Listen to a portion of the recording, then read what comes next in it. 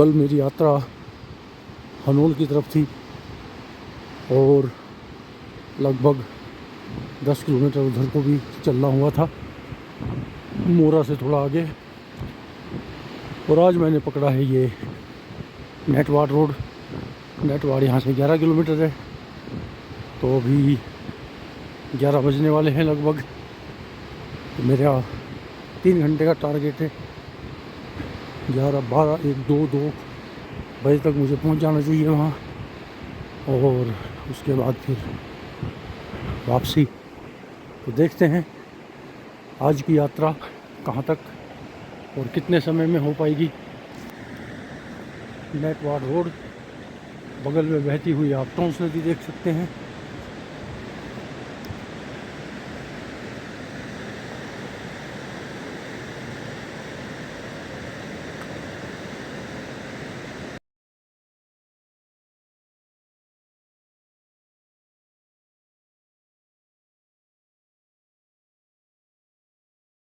ये 60 मेगावाट का नेटवाड़ मोरी जल परियोजना SJVN द्वारा डेवलप किया गया है इसे। तो ये आउटलेट देख सकते हैं टोंस नदी को नेटवाड़ में, जो कि यहाँ से करीब 810 किलोमीटर के लगभग ऊपर है, उसमें डाला होगा सुरंग में, और यहाँ उसका आउटलेट दिया है। और थोड़ा बहुत पानी पीछे से भी आ रहा है, और फिर यहाँ से ये आउटलेट के बाद ये पानी आगे चला जाता है। जो सामने गांव भी है कोई, और ये यहाँ बताया गया है कि बिजली बननी शुरू भी हो गई है।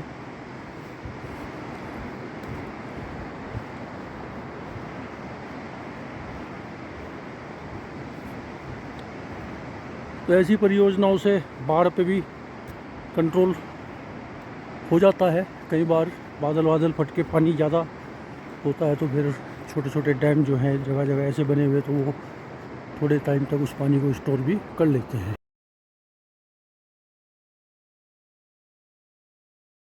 पहाड़ों में जगह जगह ऐसे जल स्रोत मिल जाते हैं, और प्लेन वाले लोगों को कौतूहल होता है कि ये कैसे मुंह में से पानी आ रहा है। तो ये क्या होता है कि पीछे होते हैं स्रोत का पानी बहते हुए आता है, उसको चैनलाइज करके और इसके पीछे इकट्ठा करके और फिर ऐसा बनवा देते हैं लोग धर्मार्थ, जैसा कि इन्होंने भी बनाया है। तो यह नाला स्वर्गीय कुमारी सुनीता चौहान सुपुत्री श्री सूर्यमणि चौहान निवासी ग्राम हल्टाड़ी नेटवाड़ जी की पुण्य स्मृति में उनके परिवारजनों द्वारा बनाया गया। तो ऐसा धर्म ये कर देते हैं, तो फिर ये आने जाने वाले लोगों के लिए पीने के पानी, और आसपास के लोग यहाँ अपने घरों में भी इनको भर के ले जाते हैं, और पानी बड़ा अच्छा होता है, नेचुरल स्प्रिंग वाटर है ये। तो आज की वाक में नेटवाड़ का लक्ष्य है, जो कि अभी यहाँ से दिखाई दे रहा है 6 किलोमीटर, लेकिन ये रोड तो उधर को मुड़ गई, टोंस नदी के किनारे किनारे वाली। लगता है ये खड्ड है, और बहुत दूर आगे कहीं खड्ड पे पुल बनाया होगा। तो बेहतर यही होगा, ये रोड तो घूम के सामने ही आ रही है। तो मैं नीचे उतरता हूँ और खड्ड पार करके और वापस रोड पकड़ लूँगा, तो मेरे लिए थोड़ा शॉर्ट हो जाएगा रास्ता पैदल का। तो रोड छोड़ के और इस रास्ते पे चल के मुझे काफ़ी मेरा एक घूम बच जाएगा। और ये अनुभव भी है पहाड़ों में थोड़ा बहुत जो रहा हूँ, कि ये जो पैदल के ट्रेडिशनल रास्ते थे, आजकल लोगों ने उनको यूज़ तो करना बंद कर दिया है, लेकिन जो हमारा प्रशासन है, जो हमारा आपदा विभाग है, उसको कहीं ना कहीं इनके मैपिंग करनी चाहिए और इनको पुनर्जीवित रखा जाए। क्योंकि कई बार क्या होता है आपका रोड जो है डैमेज हो जाती है, और ऐसे इलाकों में लंबे लंबे समय तक फिर रोड रिपेयर में टाइम लगता है। तो ऊपर के जो इलाके होंगे उनमें रसद इत्यादि पहुंचाने का साधन हमारे पास खच्चर और ऐसे रास्ते ही रह जाते हैं। तो एक मैपिंग रखी जाए हर गांव के नज़दीकी रोड से और पैदल रास्ते की, कि भाई इस तरीके से, और हो सकता है रखते भी होंगे। खैर, क्योंकि हमारा ये डिज़ास्टर प्रोन स्टेट है, जानकारी ज़रूर हमारे आपदा प्रबंधन प्रशासन या जो लोकल पटवारी लोग होते हैं उनके पास ज़रूर ये रहती होगी। तो इस वाले रास्ते से मेरा वो काफ़ी लंबा चक्कर जो है बच गया है, क्योंकि ये खड्ड मिल रहा है टोंस नदी में। तो रोड बहुत ज़्यादा इसके पीछे पुल बनाया गया है, तो यहाँ हम इसको पार कर लेंगे और सामने ऊपर की रोड को पकड़ लेंगे। तो ये रोड के लिए रास्ता है। काफ़ी समय की बचत हो गई है पैदल चलने वालों के लिए। नहीं तो काफ़ी पीछे पुल है, वो वहाँ तक घूम के आना पड़ता है। वो सामने पुल है और अब हम जो है यहीं से ऊपर को पकड़ लेंगे रोड। तो इस चढ़ाई के बाद फाइनली मुझे वापस से रोड मिल गई है और लगभग ये कुछ भी नहीं तो लगभग पौने किलोमीटर या उससे भी ज़्यादा का रास्ता जो है बचा है पैदल।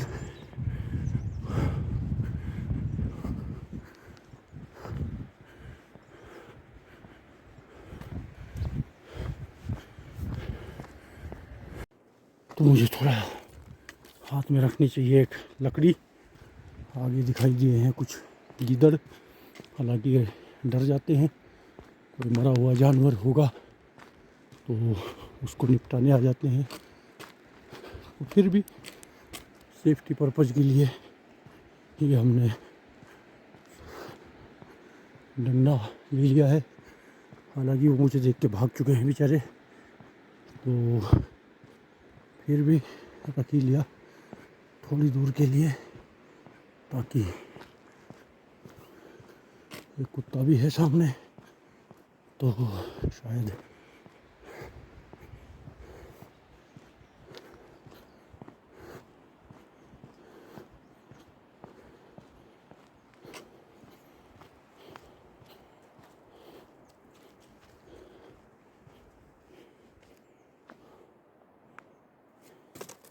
इस बार की बरसात में लोग बता रहे थे कि काफ़ी नुकसान हुआ इधर, जैसा देख भी सकते हैं। ऊपर से भी मलबा आया और टोंस नदी का जल स्तर इतना था कि ये सड़क पूरी डूबी हुई थी नदी में, तो गाड़ियाँ भी चलनी बंद हो गई थी। तो लोग पैदल भी इस पे आते जाते थे, तो काफ़ी नुकसान।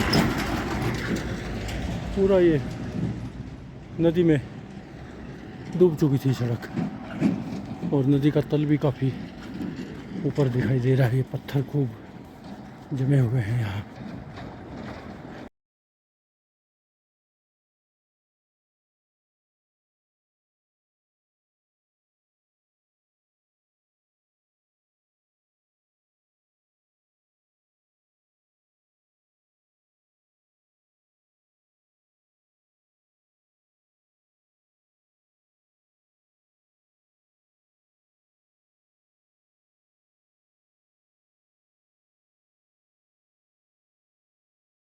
तो आज की इस पैदल यात्रा में फ़िलहाल यहाँ मैं पहुँचा हूँ।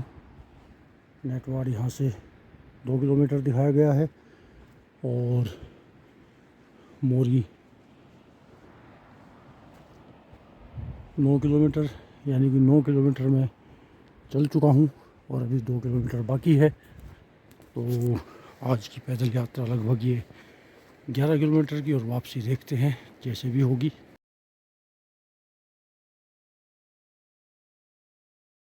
तो नेटवाड़ के पैदल रास्ते में एक और ये शायद पैदल रास्ता है सड़क से अलग, जो कि मुझे शॉर्ट पड़ जाएगा। तो सड़क शायद घूम के ऊपर ही आएगी, तो मैंने ये रास्ता ले लिया है। इसमें भी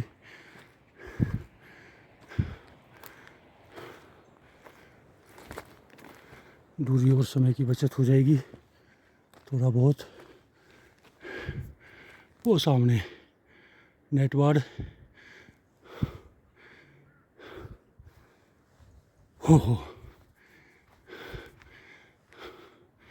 हल्की चढ़ाई के बाद मैं पहुंच जाऊंगा सड़क तक।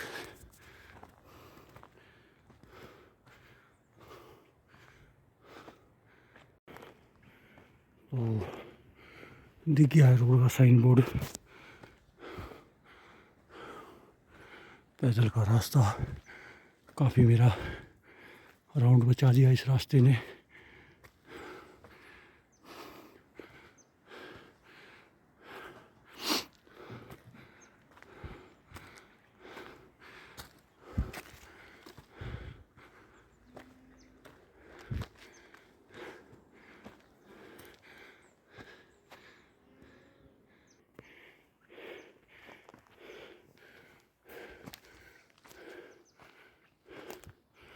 तो ये आ गई है रोड घूम फिर के, और ये दूरियां हैं।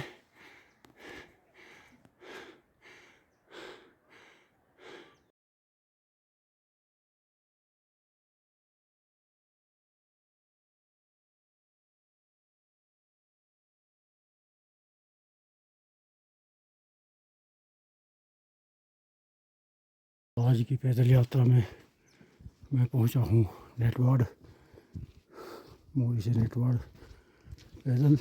और बाज़ार आमतौर पे ये भीड़ भाड़ रहती है, लेकिन अभी चूँकि स्थानीय त्यौहार है तो लोग अपने अपने गांव गए हुए हैं, तो ज़्यादा लोग यहाँ भी नहीं हैं।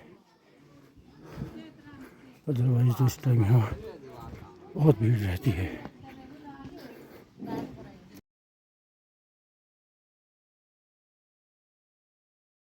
ये है नेटवाड़ बाज़ार। आमतौर पे भीड़ भाड़ बिल्कुल शांत है, क्योंकि त्यौहार है और सब लोग अपने अपने त्यौहार मनाने के लिए गांव गए हुए हैं। काफ़ी बड़े एरिया का ये मार्केट है। आसपास के बहुत गांव के लोग यहीं आते हैं खरीदारी के लिए।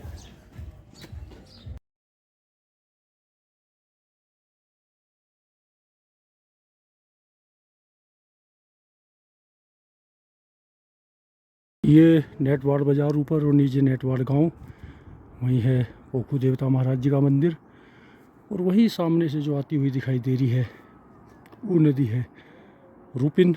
तो यहीं से रूपिन वैली भी शुरू होती है और रूपिन चली जाती है, फिर मतलब निकलती है डोडरा क्वार होते हुए आती है ये।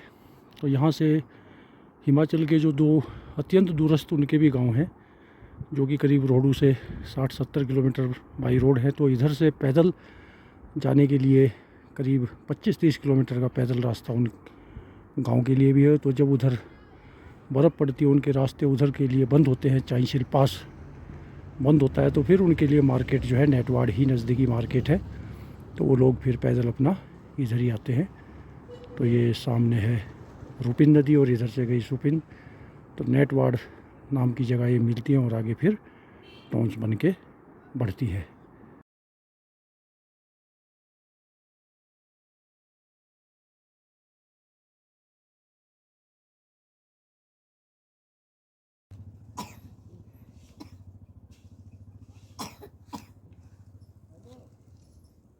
खांसी हो गई, खांसी होगी भाई, खांसी खांसी हो गई भाई इसको तो।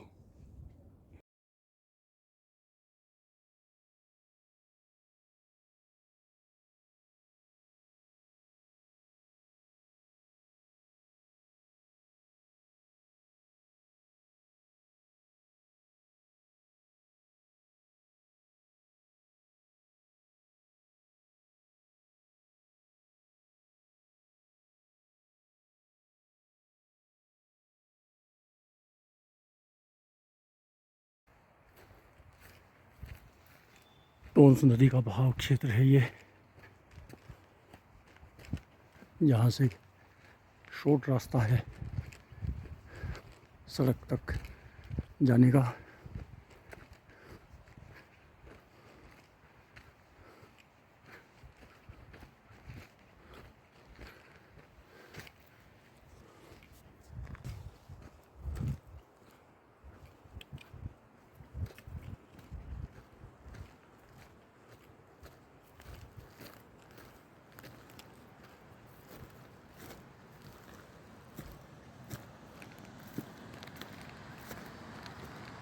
खड से निकल के जाना है।